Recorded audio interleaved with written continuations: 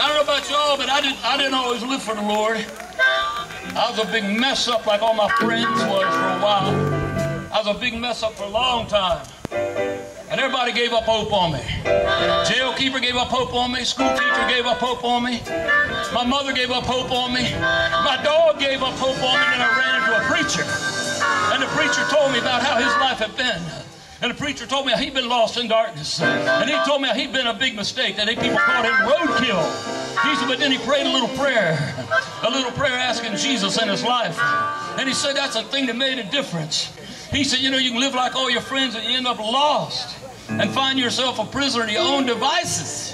He said, but then you pray that prayer and Jesus come in and everything will be all right. That's what happened to me.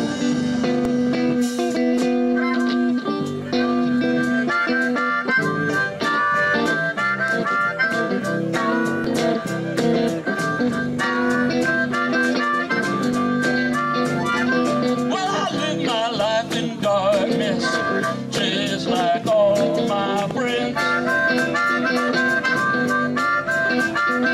Well, I did just what I felt like.